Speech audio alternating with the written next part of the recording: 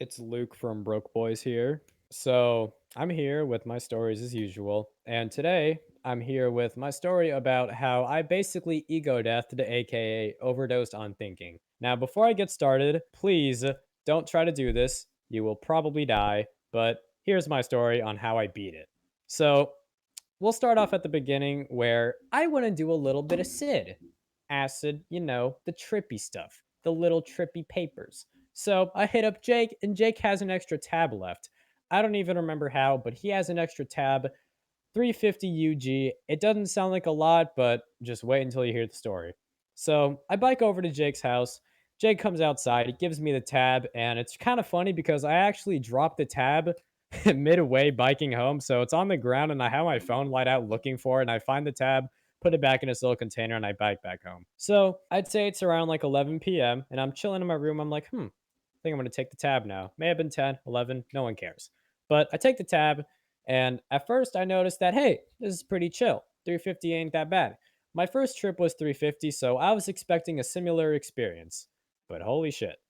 So I'd say it's around like 1:30 p.m. and I start questioning time and I start thinking, wait a minute, how do we know it's 1:30? Why can't it be like 5 p.m.?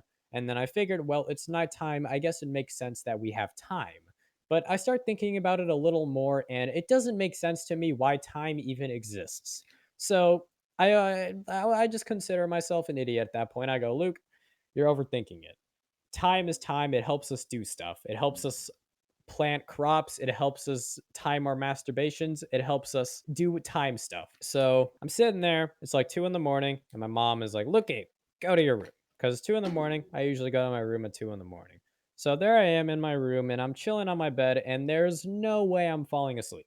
So I decide I'm gonna stay up as long as I can, which is a very long time. But I'd say it's around 3 in the morning, and I start questioning the reality of the universe and how can we really prove that we're not in a simulation? And I start thinking about how messed up it would be to create a simulated being and have that being know it's being simulated and that it has no control over its own will because all of its will has been coded into a bunch of lines of words. And that is really messed up. At least to me at the time it was.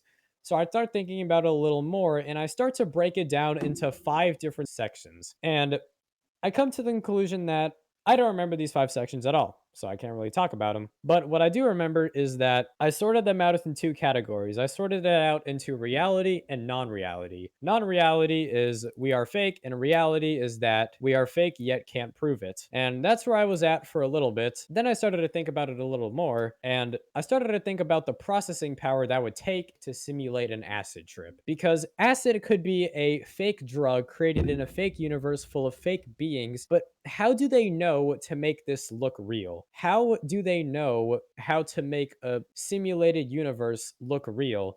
Which made me think that the people who simulated our universe must have been in their own simulated universe without knowing it.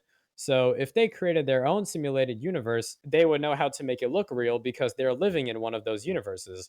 And this basically became one of those infinite paradoxes. And it was around 5 in the morning. And eventually I laid down on my bed. I tapped myself in my head a billion times. And I came to the conclusion that, Luke, you're never going to find the answer. Stop thinking about it. But I couldn't. It kept me up until 7 in the morning. So it's like 10 in the morning, 11 in the morning.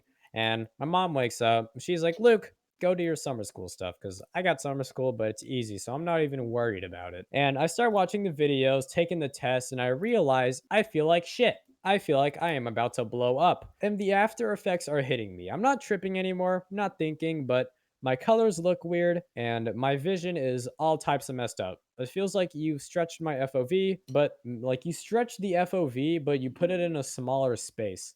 So everything is smaller, but it's bigger. So it's like 12 in the morning. I eat my little pancakes that my mom made me. Shout out to my mom, made me pancakes. And I feel better because I ate pancakes. So that's basically where it ends. I'd say around 2 p.m., I stopped feeling it completely. I go out on a bike ride. I probably go swinging some swings, and that's basically the story. So that's it for my story. If you enjoyed it, I guess check out our other stories. We have like what, three other stories coming up. So hey, keep updated, and see you in the next video.